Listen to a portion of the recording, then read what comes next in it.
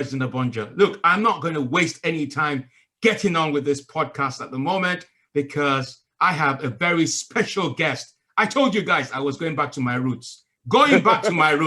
And you would have noticed that the ethnic balance has changed. I'm having lots of black people. Not that don't be scared.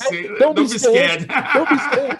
Not that anyone criticized me for having white people on my podcast. You know, I embrace everybody, but I just felt that it was important that I spent some time. By the way, you just now said what number podcast is this? 41, episode 41. Wait, hold on. Tell me, say you went through 41 people before you get to me. Right. I feel so special. 41 people you got through before you decide. Don't look at it like that. No, Rudi, don't look at it that way. You know, I feel like some slag that you've just now found. You know what I mean? You just saw me on some street corner begging for a pound. And you went, you know what? Yeah, I remember you. 41 people down. Well, not really. Look, you know what it's like. Podcast, I created this as a result of, the lockdown. So, okay. You want to make sure that you're comfortable in terms of what you're doing, Okay. When I look at it's almost like when you start a gig, the first time you start a gig, you know what I'm saying? It's never ever the best gig, and then you keep doing it. Yeah. And you keep doing it as time goes by. Yeah. So you're saying that I've got you when you're currently getting to your most efficient. Yes, most efficient. I'm storming it. I believe I am storming it because we have people downloading it in North Korea. In 24 countries right now. We've got people listening. Yeah, congratulations.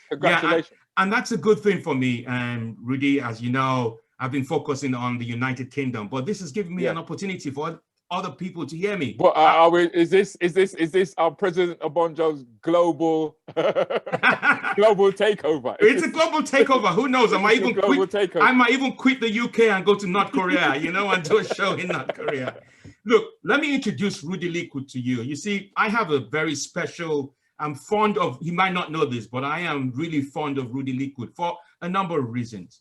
When I started my journey in the comedy industry, which was 11 years ago, believe it or not, you have to have people who actually believe in you. Not that you don't believe in yourself, you got to have people who believe in you. And he was one of the first black comedy promoters to give me a gig.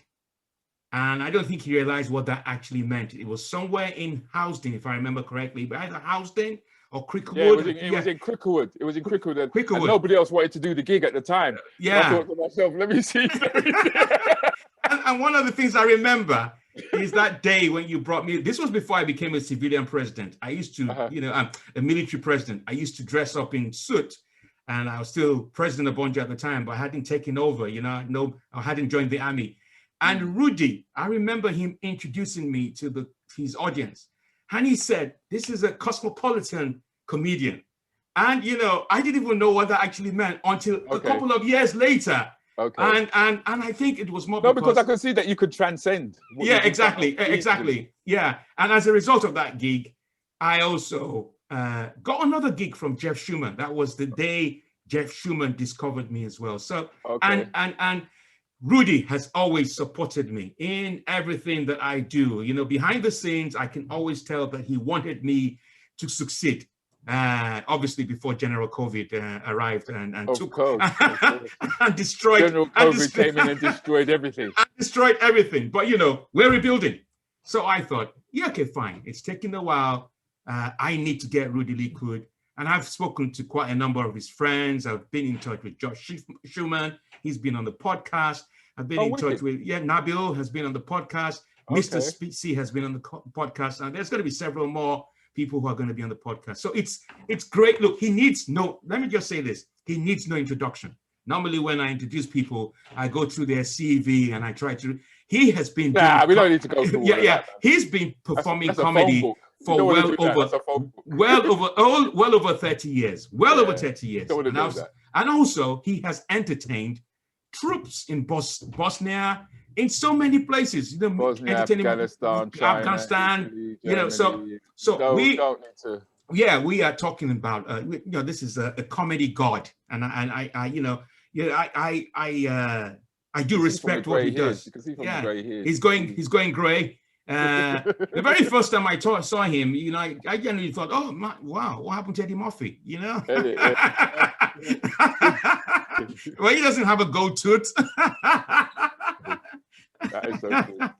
So anyway, look, I'm really pleased to have you here. How have you been? How has the lockdown? How has the last year been for you? It's been very productive and very creative. In all honesty, I mean, when your back's against the wall, and you're so, I mean, since 1992, 91, you know, I never really spent a weekend at home. And it wasn't until lockdown did I actually found that I had a family. You know what I mean? There was actually people that I was actually supporting and you know, just keeping things going. So it was a bit of a shock to actually come home. And be at home. Do you know what I mean? It might sound a bit weird to some people, but if they understood the life of a comedian, we spend most of our time we spend on the road.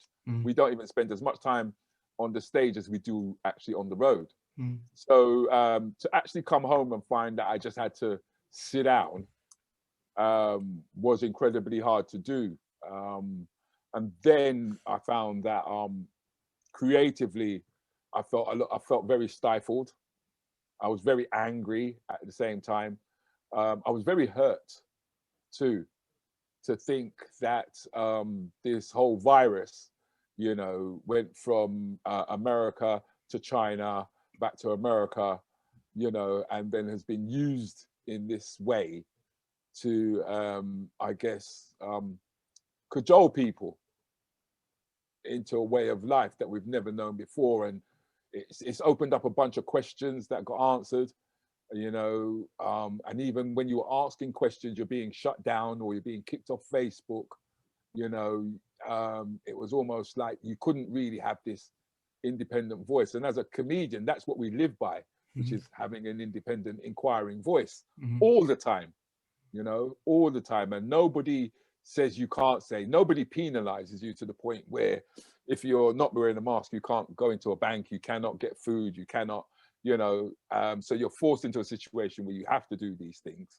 kind of like thing, just in order to survive. But what it made me do is that it made me have to look at other ways of expressing myself, not just as a comedian, but as a satirist as well, and as a social commentator, because the social commentary side of me was able to come out a lot more so than when I did the stand-up. Because, like, as you know, President, sometimes we say things that we say in jest, yeah, in order to get a message across. But when I created a platform called Rudi, Lickwood, Rants and Bants, yeah, which initially started with me just talking on the into my phone. And then people responding back, funnily enough. You know, you don't realize how many fans you've got until they start all of a sudden, yeah, we want to talk to you, we want to talk to you, we want to talk to you, we want to talk to you.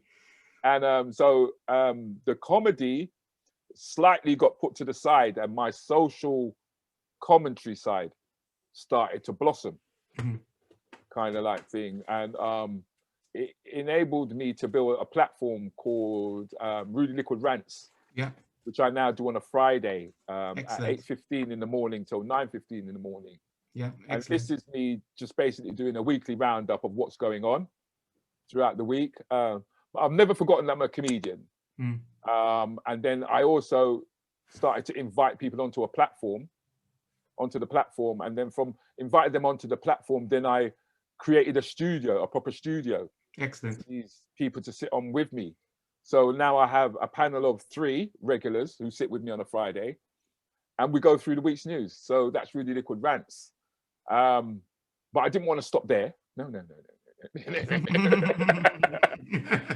I still got more time on my hands. Right? Yeah. And so I then created another platform called Keeping It Real. Yeah.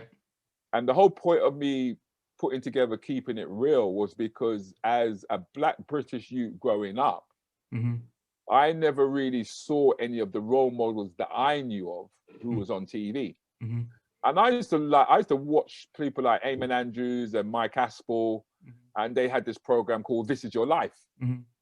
So I decided that on a Monday, which I do now on a Monday at 8:30 to 9 o'clock on a Monday, I have a show called Keep It Real, which is basically This Is Your Life.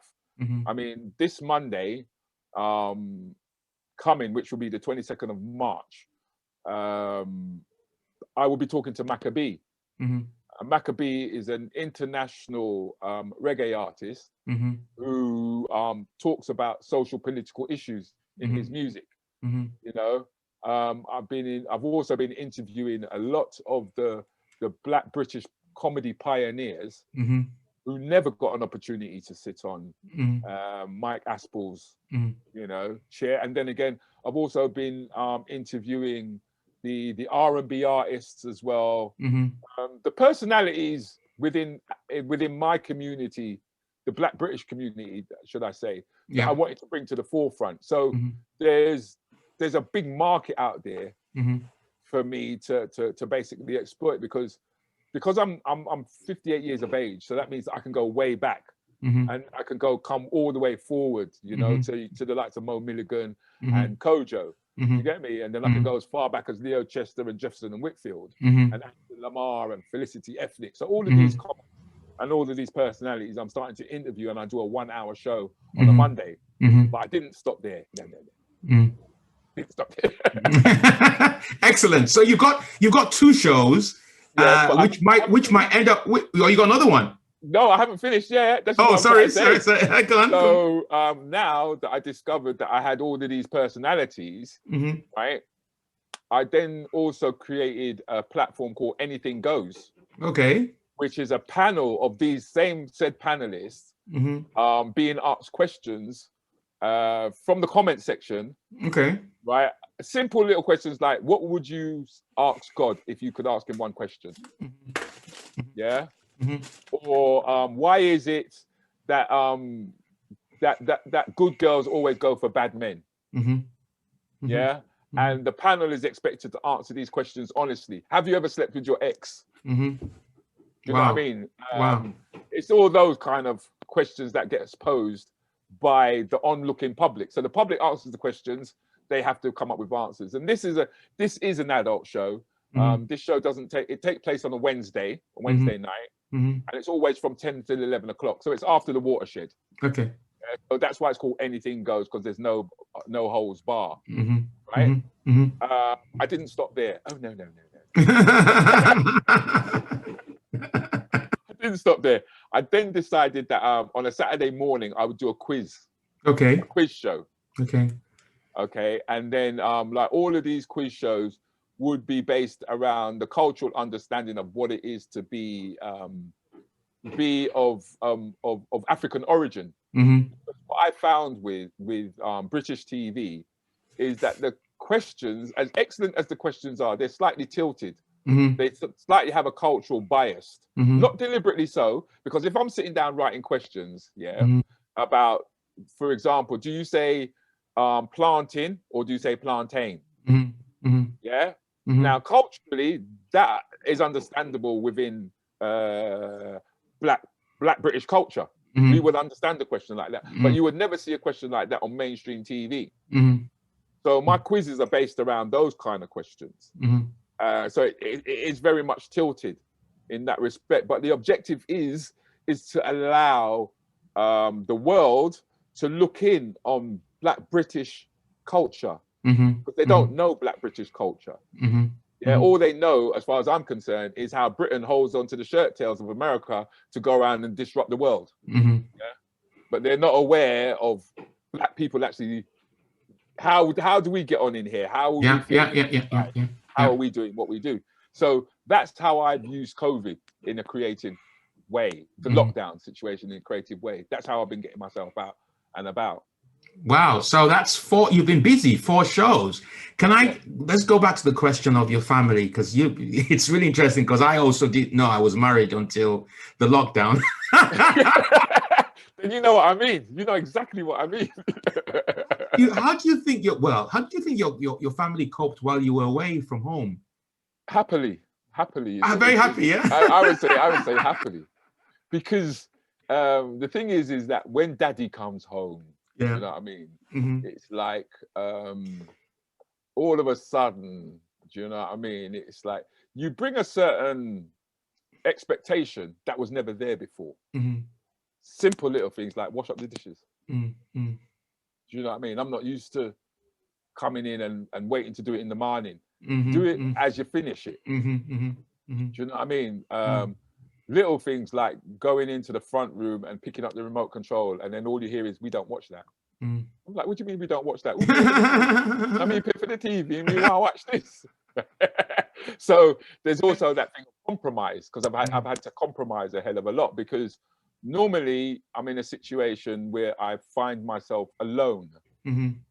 Yeah, whether it be alone, it doesn't matter that I'm in a 5-star hotel. It doesn't matter that I'm in a luxury resort. Yeah. Yeah. The reality is that I'm by myself. So the only decisions I have, the decisions that I make are based around me and the convenience of myself. Yeah.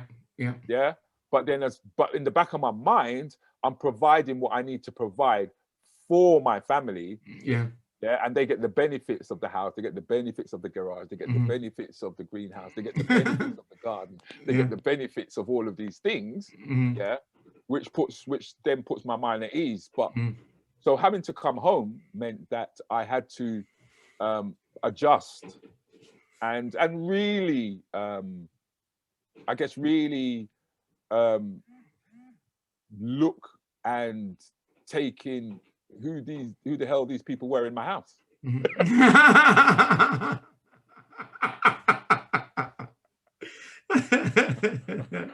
like, who are you? You know what I mean? I might be sitting here and it might be 2:30 in the morning, and then somebody gets up and walks into the kitchen, and I'm thinking, what? Yeah, exactly. What are you doing up at 2:30 in the morning? Yeah, but it's a natural thing for them for her to do. Yeah. Do you know what I mean? Yeah, you mentioned it's really interesting. You mentioned a bit about being on your own. And this is not about loneliness now. This is about being on your own. I enjoy my company. Yeah. I love my company. But and what's really interesting for me is I didn't know how much time I'd spent on my own until the lockdown. And I just thought, wow.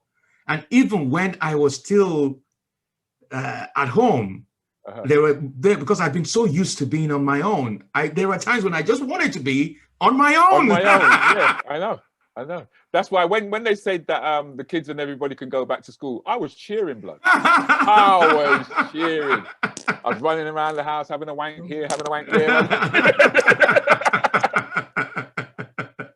It's like, I know. Freedom. You know, jokes aside, it doesn't hit home because, you know what I mean, we go out and like there could be, you know, we might go out and we might greet 10, 30 people. Next day we might greet 1,000 people. Next day we might 200 people. Next day we might greet 40 people. Next day we might, but we'll always end up in front of people. But yeah. But ultimately, when we leave alone. When was your last pre-COVID gig? So because it's almost a year now from the first lockdown. When was your last pre-COVID gig? You mean before the lockdown? Before the first lockdown. So most people is this week. So my last gig was on the 16th of March, live gig before the first lockdown. Mine is roughly about the same time. Yeah. Mine is roughly about the same time, because at first, you know, when they first kind of like said it was happening, the assumption was, oh, don't worry, it'll be over by May. Yeah. By the time we got to May, I had no work.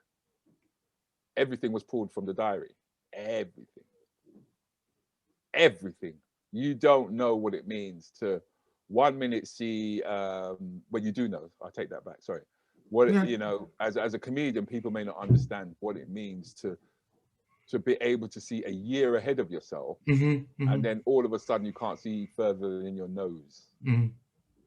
You know, I think that we were, as an industry, we were treated extremely badly by the arts. The arts was treated quite badly because of all the subsidiary businesses that rely on us. You know, the little shops, the taxi drivers, you know, it was, I don't know, man. It was just, and I think that's what hurt. I mean, I remember one night, I mean, this is a side, but when it really hit me was when I remember going to Asda, and when I went in there, all the shelves were empty. And I went back to my car and I managed to grab a couple of pieces and I felt, you know, okay. But I sat down in my car and I then watched more cars just pulling up and people were jumping out of their cars with their children heading into Asda. This is what I knew. You're going to go in there and there's going to be nothing. And your child is going to turn around and look at you and say, but Dad, what are you going to do about this? I cried that night, you know. Wow. Because that's deep. Yeah. As a parent, you know, it's like saying, you know, it's like you can't protect me. You know what I mean? And, you know, I would have much rather those children did not see those empty shelves and that he saw it or mom saw it. Because then, you know, we cover up. Yeah. And we pretend like everything is okay. Yeah, but they weren't even afforded that. The children knew exactly what situation they were in. And I know that there was a lot of them who was going back home and there was going to be no food. You know what I mean? And to me, it's like the people that made these decisions didn't, you know, they were in positions of power, they were in positions of wealth without a thought for how it was going to affect those lower down. Yeah, what I was going to say is that they're not connected, Rudi. This is the thing about democracy. The people who run this country, any country, are not connected to the people who vote for them. They have no idea what the impact of their policies have on people. That's just my view. That's just my view. You know, you could just tell, you can tell from the way they behave. They have no idea. They're in their own bubble. That's what it is. They're in their own bubble. You know, what you said is really, really deep about, you know, but you know, those children that you saw would eventually, that's the thing with social media. The other day I was walking, just, you know, taking a walk because I put on so much weight. And I heard this 5-year-old ask his parent, Mom, when is Corona going to end? At 5. At 5, Rudi. At 5, I was talking to an African lizard outside. That was my playmate. I didn't know what was going on around my world. Well, so you can imagine the impact. And well, anyway, look, we've got to move on. You know, I mean, that all came out of just that question alone. Do you know what I mean? I mean, financially, I was lucky. Yeah, because I mean, I've been in the game for a long time. I never squandered. You know what I mean? I'm married, so it's not like I'm trying to impress females. And I don't take drugs. You know what I mean? So it's not like I've got those asides to have to pay for. Yeah. You get me? Furlough did help 100. I'm not going to say it didn't. The bits that they gave me did help. It just meant that I had to cut my cloth. Yeah. Accordingly. You know what I mean? Which, to be honest with you, I didn't really find a problem because even when I are abroad and stuff like that, I'm not one to go out and drink my wages. Do you know what I mean? Because I do have a family, and that's what keeps me stable. You mentioned the government treating the arts badly, but my view is that comedians have a voice, and some comedians are social commentators on stage. I genuinely believe that this current government does not like comedians because they criticize. They criticize. Yeah, this is what I'm saying. The roles actually changed, and that's it has. My the social commentary side of me came out more so. Yeah, the government became the comedians. Yeah, and we did. Yeah, the amount of people that I had who was coming onto my site, onto my Facebook page, you know, Rudi Lickwood, on Facebook. The amount of people that was coming on my site conversations and and debating stuff with me. I mean, there was a lot of arguments too, don't get me wrong. Yeah. But you would have thought that I was a politician. Yeah. Even though I was coming from a comedic angle, it didn't really matter. Yeah. I think it was just that they needed some place where they could vent and be heard. You know, there was also the other side of it, which was the silence of some comics. Of you know, these comics who are supposed to be, you know, Middle England and all the people and their true colors for me came out because one, either they were silent, or two, to me their views were right wing and they didn't even know it. Some of them were so left wing that they became right wing, didn't even know it.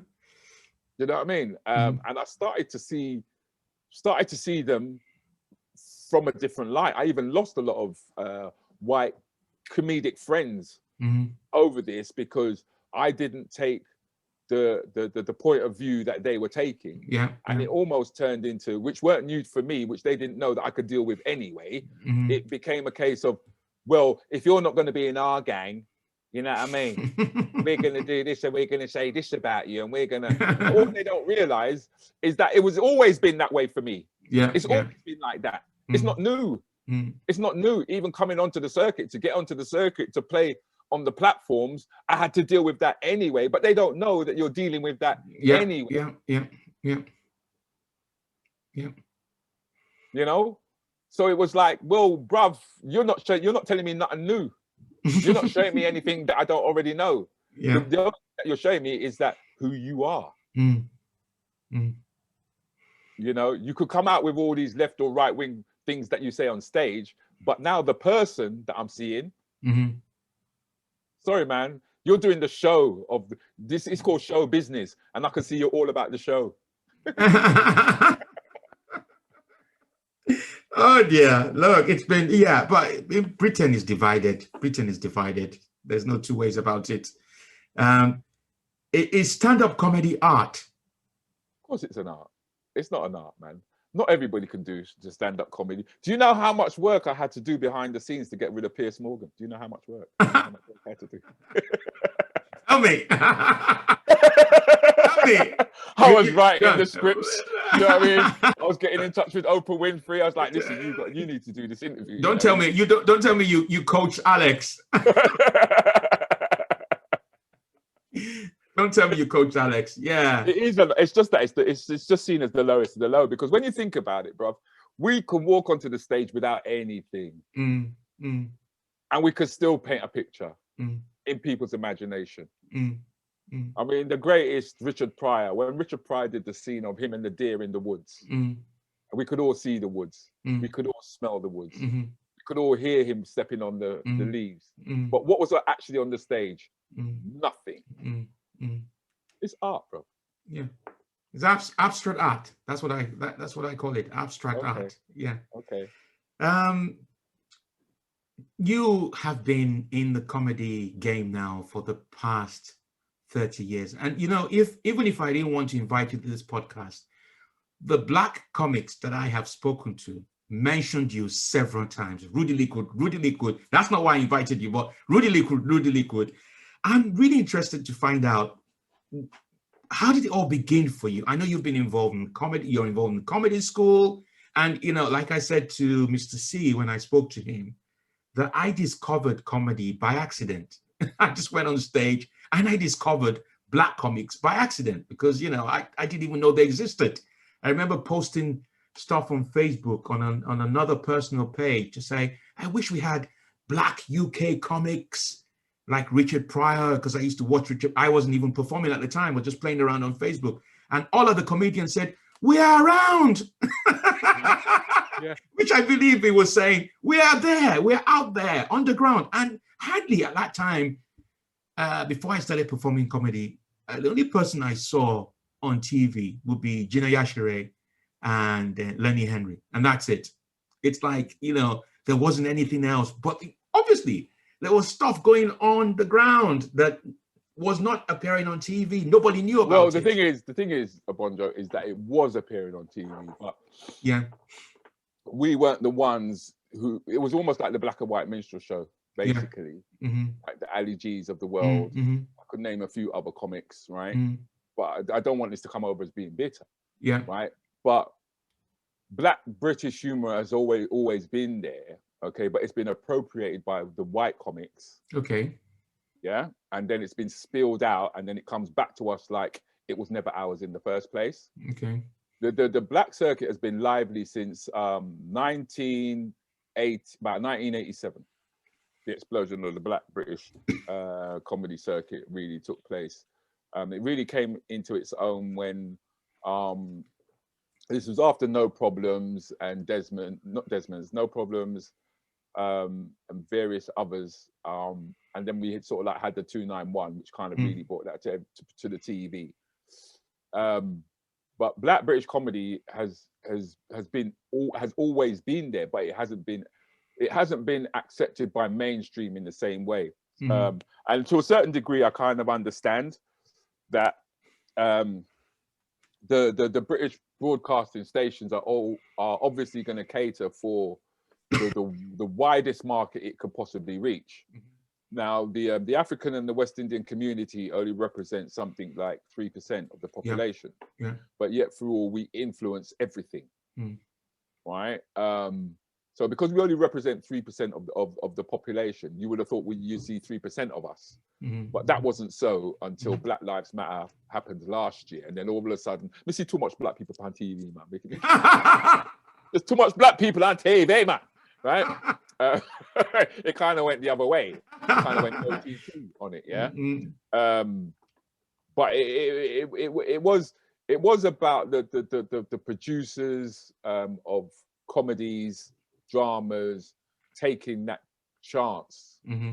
I mean, I remember the first time when I did one of my first TV shows, and I wanted to come out as a Rasta man, and straight away I was told to take off my locks, take off my glasses, because I might upset that little old lady who lives in Bournemouth. Oh dear. Thinking, what the fuck is this guy talking about upsetting some lady in Bournemouth? What the fuck? Do you know what I mean? This is just a comedy character that I'm coming out with. Yeah, but he's thinking about the demographics of who's watching the show. Not realizing that when we go live, and we go out to audiences, they ain't thinking the way that he is thinking. He's thinking, yeah. Because if I go up on stage and you've got 4 white comics and me, or you've got 3 white comics and me, guess who stands out? I do. Yeah. The accolade comes back. It tends to come back to the black comic, because now we're not feeding you what you already know. We're giving you something that is original, right? And it is something that you're aware of, or you've heard of it somewhere because some other fucking white comic has done it, or said it in some way.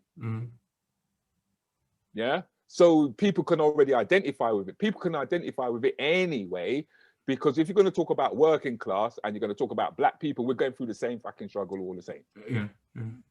Yeah. The only thing is, the higher up in the echelons that you go, the whiter it becomes, the more middle class it becomes. Yeah, so it's not that. I mean, when black comedy is happening, we're talking about, you know, we're talking about filling out art centers. We're talking about filling out the theaters. We're talking about 800, 600 people coming out at a time.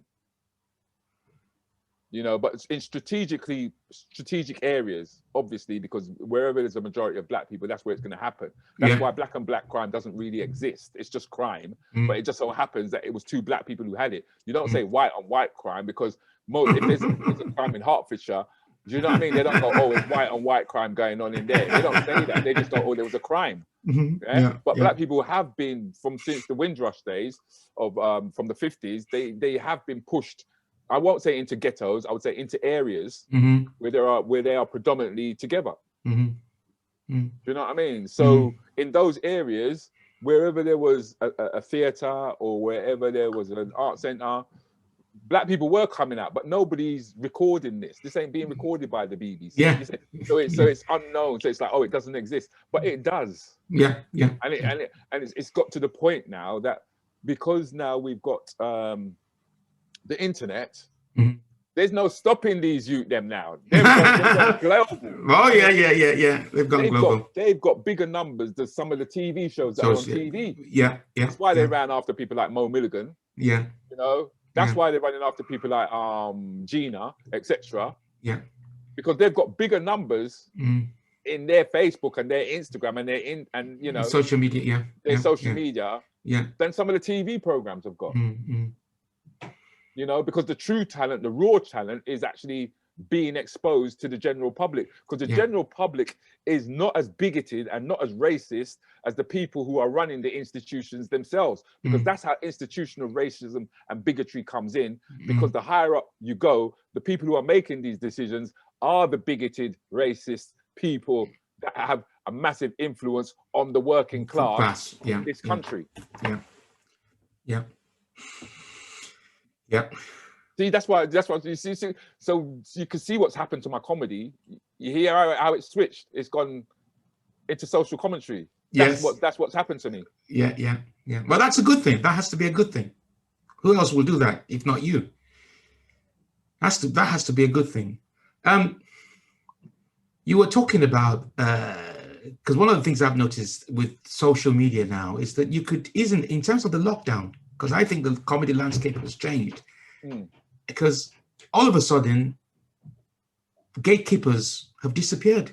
In a way, gone. Yeah, they're just the gatekeepers have just disappeared. Yeah, it's like tear down those walls, man. There's none. And tear down those walls. Yeah, exactly. And that's why I think, even I know gigs are popping up now.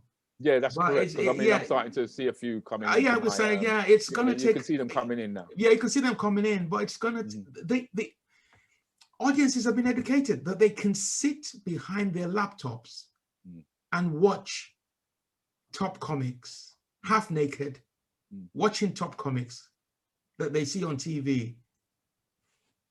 But here's the other thing is that the exposure now is that they can see that there are better comics than they're seeing on TV.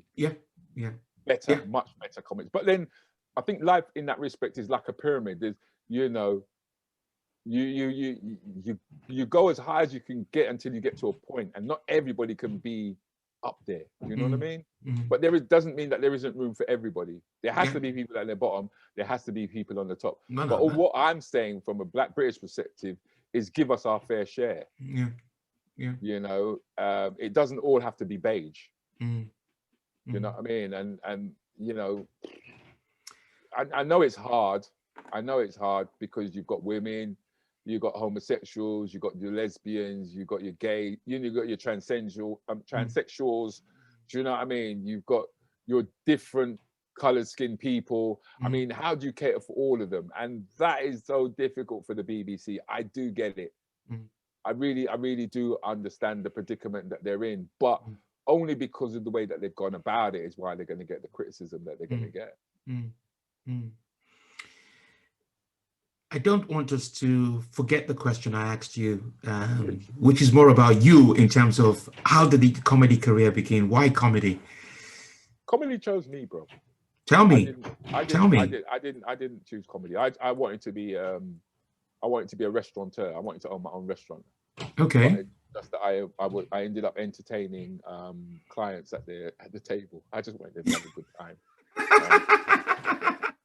And that's funny in itself. It is, but it's not surprising. I mean, most of the actors end up being waiters before they get their big breaks and what have you. But that was not my intention. Was to go into the catering industry with the intention of setting up my own restaurant. Yeah. But then once Art Blakey, who was a famous jazz musician, walked in and told me about Eddy Murphy, that was it. I didn't know who Eddy was, and as I said, the people that I was working with at the time, some of them were actors, out of work actors, who was just doing part-time jobs, part-time work to raise some money. They took a photograph of me, sent it off to a lookalike agency. Then I ended up promoting Beverly Hills Cops and Eddy Murphy's films, and that's how I got into comedy. Wow! Didn't have no idea, because I didn't even then I didn't know that he did Delirious and he did stand-up. It wasn't until I saw Delirious did I realize that you could make an audience laugh for an hour continually. And then the type of person that I am, is that time to do some research Mm-hmm. about this comedy thing, so to speak. And then, you know, you come against the Richard Pryor, you come against the Dick Gregory's. Mm-hmm. You start to understand the word griot and what griot means. Mm-hmm. You know what I mean? So we're going right back to home in Africa now, and how all the stories are being told, kind of like thing. And then I realized that I am that jester. I am that voice. I am that person who has the ear to the king and the queen, and can say things about the institution that not others can say, in a comedic way, but with the view of, my view is always to make the community a better place when I get off that stage. Always, as much criticism as I may lay at the institutions or at black and white issues, my main objective is to leave the community in a better place of understanding. You know what I mean? And so because I had that kind of a voice, it was a tough journey initially, because even Black British youth at the time when I was doing comedy didn't want to know about what it was to be Black British. What they wanted to know was, what was it like to come from one of the Caribbean islands?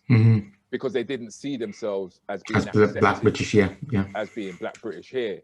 So it was important for me, once I started to have children, was to say, no, we can be proud of being Black British. God damn it, man, the Cheddar Man come from here. Do you know what I mean? All right, he had blue eyes, but come on, man, his skin was black. So when people say you should go back to where you come from, you're like, no, I'm just coming back. Do you know what I mean? So there is a lot of humor to be found in that alone. Do you know what I mean? When you start talking about the Moors, they talk about the Moors in England. Come on, let's keep it real. That means that Black people were here. That's how you got the word Moors in the first place. You know what I mean? You can go up to Scotland, it's the same thing. When you start looking at ginger people with ginger hair, that means they've been mixing with black blood. Do you know what I mean? So all of these things tell me that the world belongs to us all. Yeah. My European cousins, you're really the babies of antiquity, because we were before you, and you are the children, and now you're currently running amok, right? Because that's what children do. And eventually your parents will take back control and slap your bottoms the way that it should be slapped. Yeah, because you're losing your grip as it is. You're actually losing your grip, and that's one of the biggest fears that's going on. And that's one of the reasons why the whole Bill Gates thing comes into play, because the whole idea of just survival from a humanistic point of view is what shows itself. You know, you don't have Pfizer and all these people vaccinating people, okay, with the intentions of either preventing them from procreating or wiping them out. Yeah. But this is all done for the sake of procreation. This is just to keep oneself alive.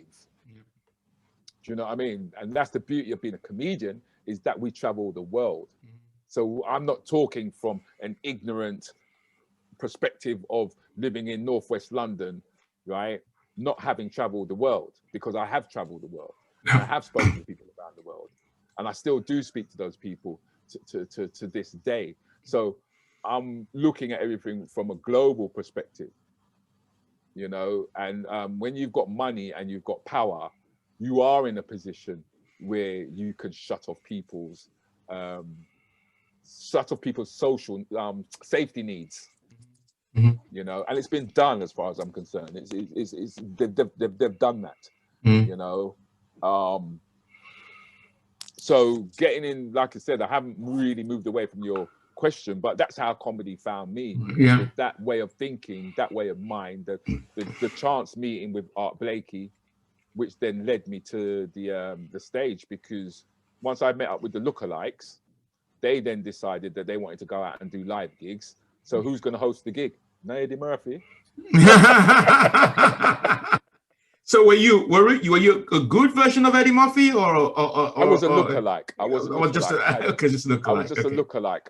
Like they would give me the clothes, they would give me the women, they would give me the cars, they would create the environment.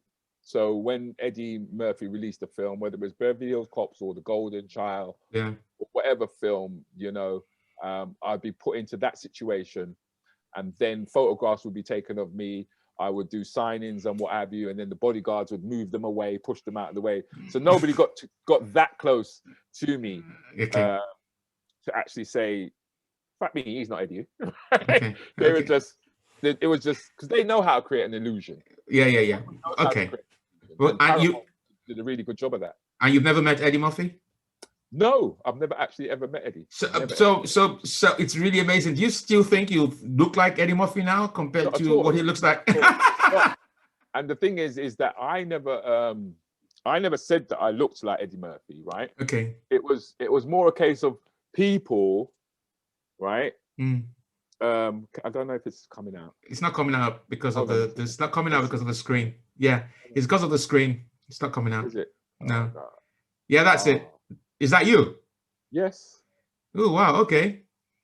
Yeah. So yeah. That was the case of what it's what people decide that they want to see. It's not a case of me saying that I look like this person. If you want to say that I look like this person, then you are PME. You know, it's really interesting. So, for example, with my act, at the very beginning, I never mentioned anything about Idi Amin Dada, but people saw Idi Amin Dada just by seeing me. Yeah, it's not very clear. It's not very clear. Wait, let me try. It might be the lighting. No, it's because you're using the fake. Yeah, that looks good. That looks good. Yeah, okay. So these are all lookalikes. Yeah, they were lookalikes. So it wasn't me who was putting myself forward. It was PR companies and it was other people. But then the moment that Eddie got caught curb crawling, that was it. PR companies didn't want to know. They didn't want him. They did not want to be they did not want their products or services to be associated with him, because your lookalike is only as strong as the personality that they're supposed to be looking like, if you feel what I mean. So this curb crawling, if I remember correctly, is this where he was caught with the prostitutes? That's the one. Yeah, but it was transsexual. Oh, okay. I thought it was Teddy Pendergrass. No. Oh, okay. Oh, okay. So that wasn't you then. You don't.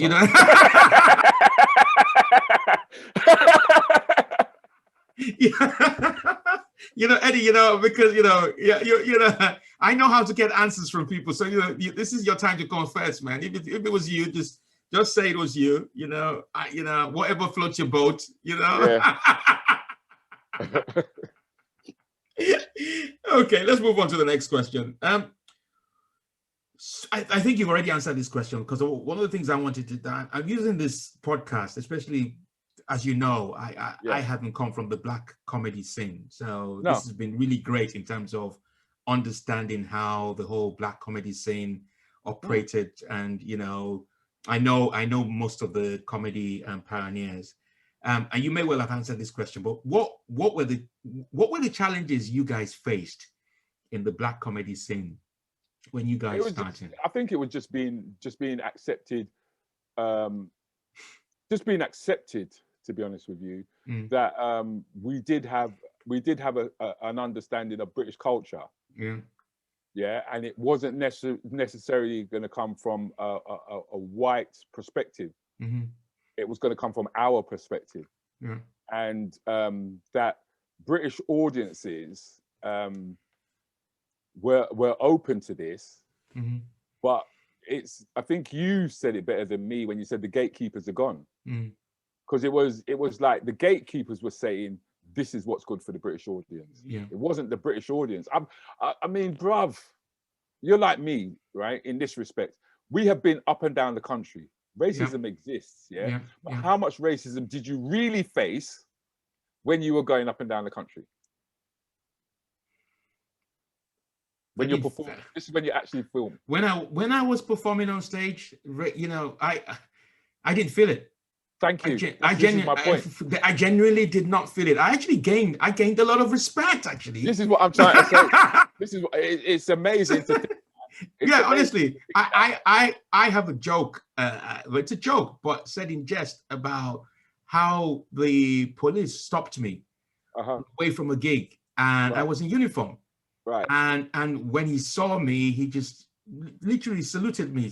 Thank you for your service. Thank you thank you. And he just let me go. And I just felt, wow, Normally, this bag of weed on me, and he hasn't even troubled me. Yeah, because I'm wearing a uniform, man, and you know, and yeah, no, I never felt. You see, the thing is, I never felt it, but then I used to think about it. Then I'll get home and I'll hear about how there's been racism in this particular area or whatever it is, but I didn't feel it when I was on stage.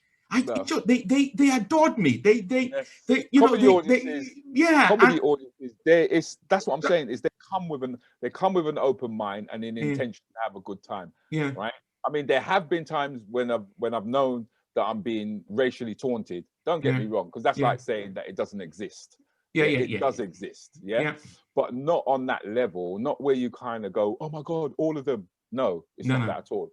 Far from it. It's far from it. I've been to a gig where I didn't even know it was happening, because when I'm on stage, it's like I'm on a high, and then I got off the stage, and this white comic came to me and was apologizing. I said, why? He said, someone just said something racist towards you while you were performing. I said, I didn't hear it, but fuck it. You know, I've killed this gig. Let's get out of here. That's so far you don't say it in front. Yeah, you know.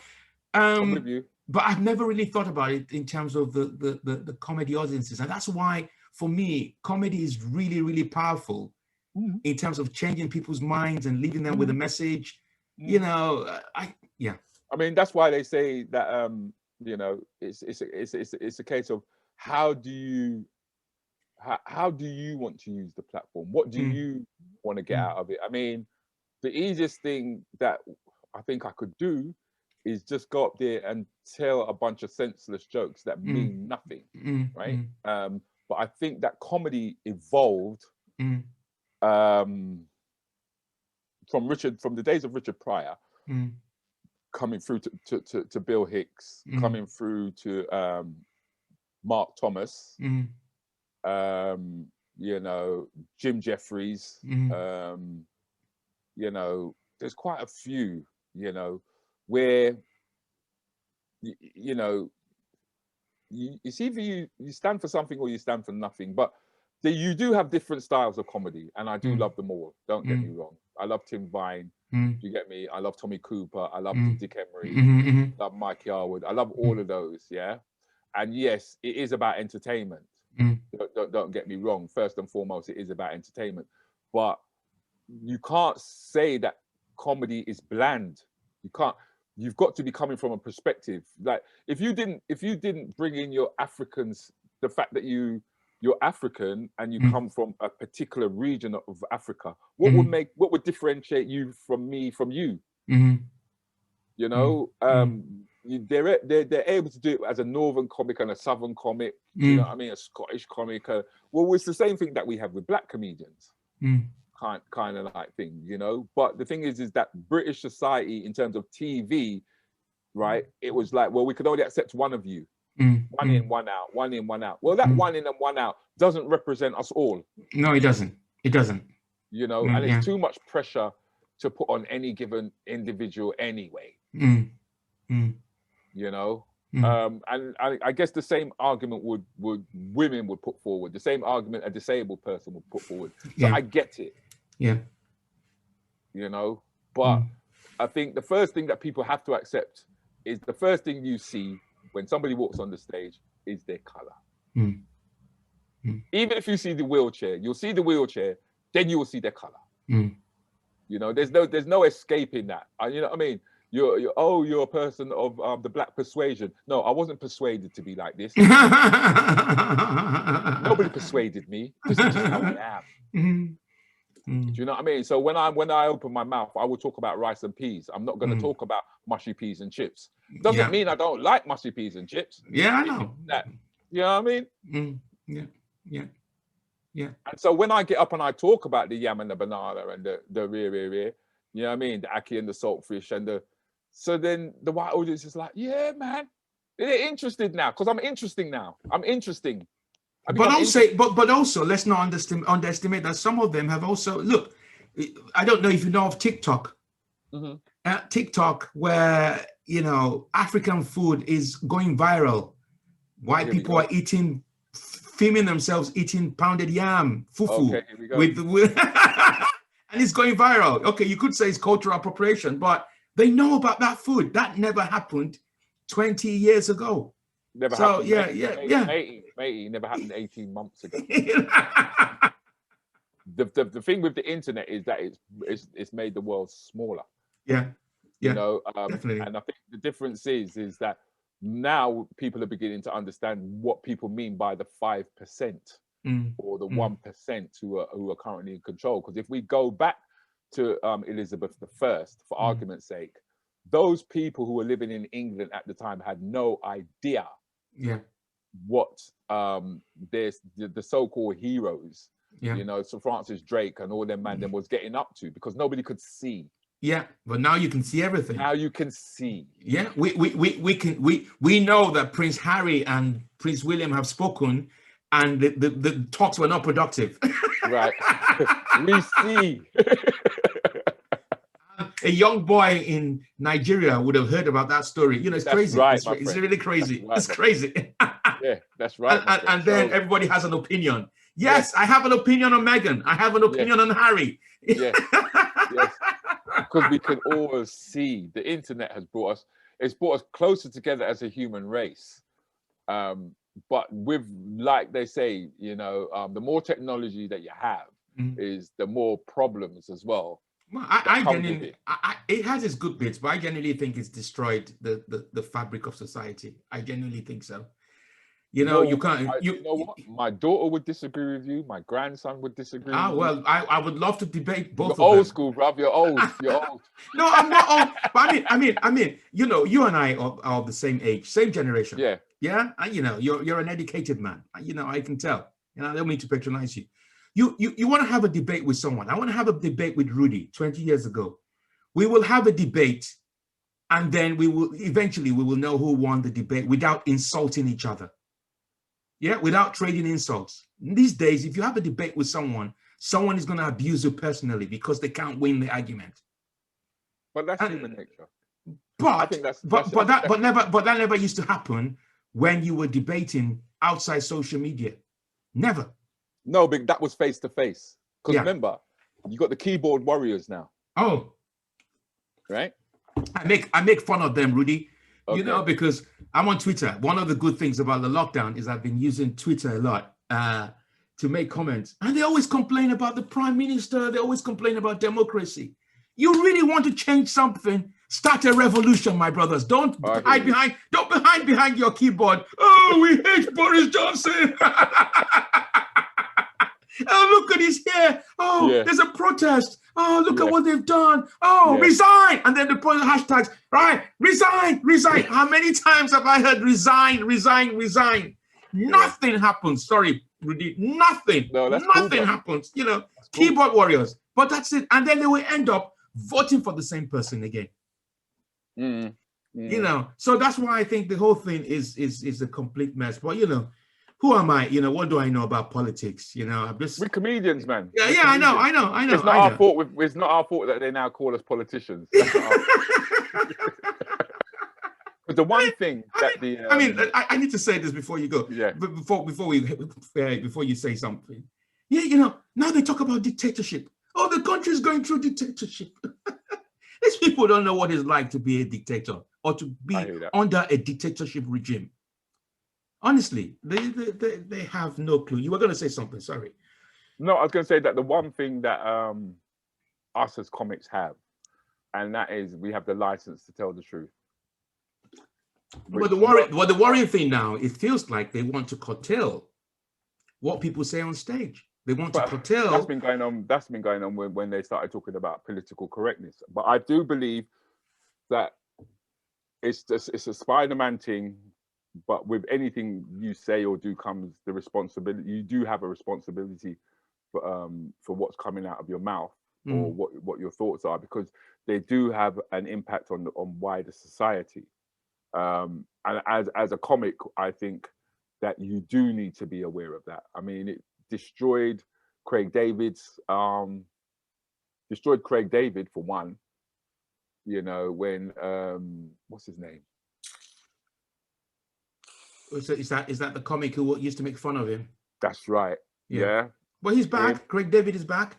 He's back, but it had a massive impact on his career at the time, right? And it was all done through jest, right?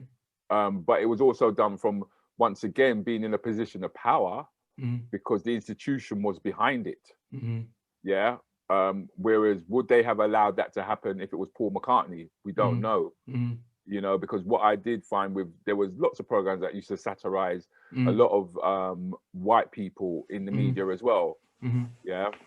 But you know, there does come this responsibility with a comic if he's going to say something, or he's going to talk about something, you know what I mean? At least come from some sort of educated, maybe not even educated might be the wrong word, but at least come from some point of view, you know, that has some conscious thought behind it. You know, you can't just go, you know, all white people are racist. What are you talking about? What are you talking about? All black people are racist. You know, what are you talking about? What are you talking about? Where are you coming from? Where's that statement coming? How? Why? When? You know, all of these areas do need to be covered before you just open your mouth, say stuff. You know, because I'm not one for political correctness at all, in all honesty. Because some people will say, what some people would say to you is just jokes. That anybody should be able to go on stage and just say anything. It's jokes. I think within reason. I do believe that's within reason, because there is a threshold and there is a line. And I think innately, I honestly don't believe that we need the 10 Commandments, because innately you know what is right from wrong, or at least you should do, right? If you're human, if you're not human, if you're a reptile, then you don't know that. And there are lizards around. Right. It's really interesting you say that, because I think for me it's more about a comic must have a conscience. You know, a social conscience, because there are times when I'm trying to find the right word. Because there are times when I have written stuff and I said I'm going to say that on stage, and I get to the gig and I just nah. Your spirit tells you. Come on.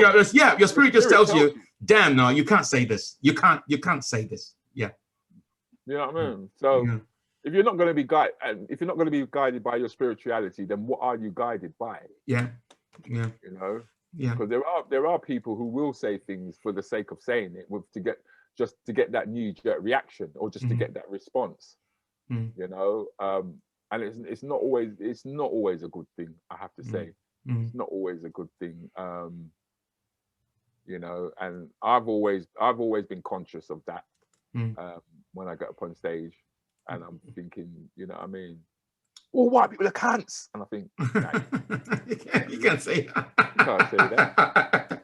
You know what this one here has just paid £7 to come and watch you. You know what I mean? What are you calling him a cunt for? What for? He ain't done nothing wrong. He just come out here to have a good time. Do you know for some comics, that's their catchphase. That's what they like. They like to use the C word, and they get away with it. You know. I think it's all context. It's all context. Everything is I mean, I swear profusely, but you know, I mean, could anybody have really taken offense to the way I used the word cunt just now? Not really, because it wasn't directed at anybody as such, and it was more directed at myself than it was against the guy who was sitting in there, because as I said, is he really? No, he's not. So who's in the wrong? I'm in the wrong. So once again, you know what I mean? It's everything is about context. Like, people do complain about people swearing on stage, but I've heard some comics do some wicked routines when it comes to swearing. You know what I mean? Woman with no pussy couldn't give a fuck. I think that's a brilliant line. You know what I mean? Moving swiftly on. You can't say that. Moving swiftly on. Can I just say, Rudi, in terms of the art of conversation, you have, even though you're the 41st guest, you have beaten the record already. We've been on this now for well over an hour, 30 minutes. So you've broken the record. You've broken the record. Come on, man. Let's keep it real. We could do 3 hours if we wanted to. Right? You need a hook. To get stuff. Either that, right? Or there's a fee for overrunning. You know what I mean? Like, $5,000 if you overrun. You think, you know what? I think I better get off. Next question. What are your thoughts about online gigs? Are they any substitute for the real thing? So Zoom gigs and all these live streaming? Nah. Not even close. Not even close. Have you done them? Have you enjoyed them? I've done several. I think I know I can do it. But I honestly think it's a specialist area. I really do, because I think it is an art form within itself. I mean, if I started producing images, you know what I mean, pictures, do you know what I mean, that kind of like thing, I think it works. It does work, and it's been a stopgap for many a comic. But I think most comics will tell you that there's nothing like a live audience. There's absolutely nothing beats being in the moment, in the live. You know, it doesn't mean it can't work, but it's not as strong. Yeah. It's certainly I've done a few, but I don't apply for them unless someone comes to me and says, I don't run. No. Why are you marketing yourself for that? You think, well, I'm not a whore. Yeah, but some of them have been really good. Some of them have been really good. Yeah, but I mean, do you end up doing your routine, or do you end up literally talking to individuals? If you do Zoom, I find that you have to work the audience pictures, all the pictures. Yeah. You work in all the pictures. Do you know what I mean? When we're on stage, there's one picture. Yeah. There's the crowd. Here I'm on stage. One picture. You know what I mean? And then you can play images and people against each other in the room in Zoom and all that kind of like thing. So technically, there's a lot that you can do. There's a lot you can master as a comedian, not a stand-up comedian, but as a comedian. You know what I mean? There's also, you know, working the angles and all that kind of you can't see me. There's all of that playing around that you can do. You know what I mean? So that could become part of your stick and that kind of like thing. Yeah. But what's really interesting, Rudi, with all due respect, is at least this last year, there are, whether you could call them comedians, people who have never been on stage, but they have had to use Zoom. Well, they're not stage comics, are they? Sorry? They're not stage comics, though, are they? Yeah, they're Zoom comics. Yeah. Yeah, but those Zoom comics, trust me, those Zoom comics will die on stage. They would die. Because they're not getting no real laughter. They don't know what real laughter is. You know what I mean? They do a joke, it don't work. What are you gonna do now? What are you gonna do? What are you gonna do when your mouth dry up? What are you gonna do? Yeah. When somebody actually answers you back, do you know what I mean? And you can't ignore them. What are you gonna do? When the waitress is walking in front of you and the stage, what are you gonna do? What are you gonna do? What are you gonna say? You understand what I'm saying?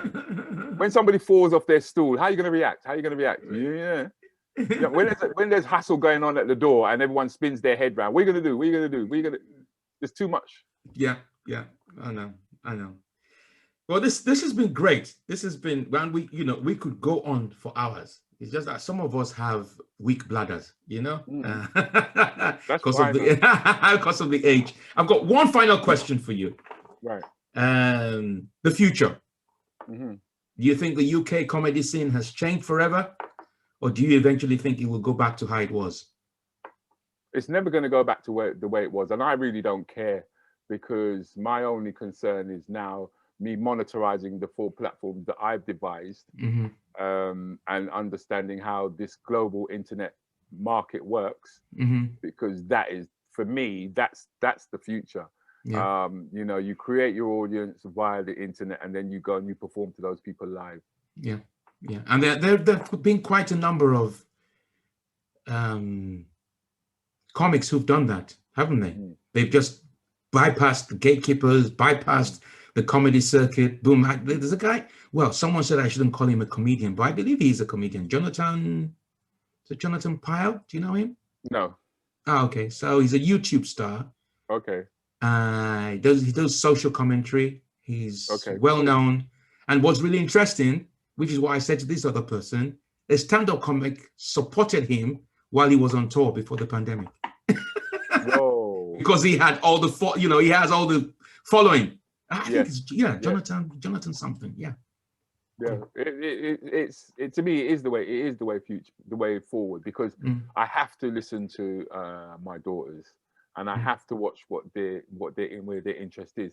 If you really want to know where the future is going to be in the next couple of years, you watch a 14-year-old. You know, but there will always be a market, because you've got mature markets, aging markets. You know, there will always be a market for each age group. So each 50-year-old, 40-year-old, 30-year-old, 20-year-old. You understand? So there's always going to be markets, but in terms of where the direction it's going, whatever the 14-year-old is doing today will be here in the next 15, 20 years. Yeah, you're absolutely right. I was one of many who was reluctant to join TikTok. And I just do silly comedy sketches. 25,000 followers. Okay. And it's just opened doors. And there are lots of adults out there, people who had never heard of President Obonjo. Even someone said to me, you know, it's really ridiculous that you expect TikTok followers to be fans of Justin Timberlake, but they're actually fans of an African dictator on TikTok. You know, so I don't know. I just know I believe it's changed. It's really changed, because there's just going to be people who want to rely on online comedy. You know, they want the combination and the combination of both online and I think that's fine. I think the more outlets there are for comedy, the better. You know, and fool you if you don't embrace it. Yeah, definitely. I certainly admire your tenacity in the lockdown. By me, 4 shows at one point. I said, when is he going to actually stop telling me? It's like Rudi just wakes up one morning. Oh yeah, I'm gonna do this one. I'm gonna do this one. I'm gonna do this one. I'm gonna do this one. Yeah, but 4. Yeah, 4. Yeah, but you've got some. Yeah, I've been busy, but I need to come and just at least join you and just watch what your shows are about. You need to actually come and sit on the panel. I mean, when I do when I start booking for the 3rd season. Okay, you see, but it's like you said. You see, he's got seasons. You see, no, but it's like you said. It's like, you know, you've done 41 shows. Yeah. And I know, and you know, the first, 20 of them is just getting used to the goddamn thing. And like yourself, I totally understand what you did. Like yourself, what you don't want to do is you don't want to waste learning this, with seasoned people. It doesn't make sense. Yeah. You know what I mean? That's a total waste. That's a waste. Yeah, a waste of your time, a waste of your resources. Yeah, it's a waste. And I'm definitely comfortable in terms of what I'm doing now. Right. Now it makes sense. Yeah. First couple of episodes, it was like just trying to find your way. How's this going to work? Chemistry. And then when I did it, boom, and it was getting better and better and better. And I know it's got better. So you're absolutely right. I didn't. No, it makes sense what you did, because that's exactly what I did. I used the younger comics that were coming through. Yeah. You get me? Put them on the platform, see how I can gel. Yeah. Look at it, pull it all apart. And you know what is what's really interesting. Sorry to interrupt you on that, but this is very important. The fact that I've created this platform, and no disrespect to some of the comics are unknown. Nobody knows them, and all of a sudden, people are actually listening to them in another country.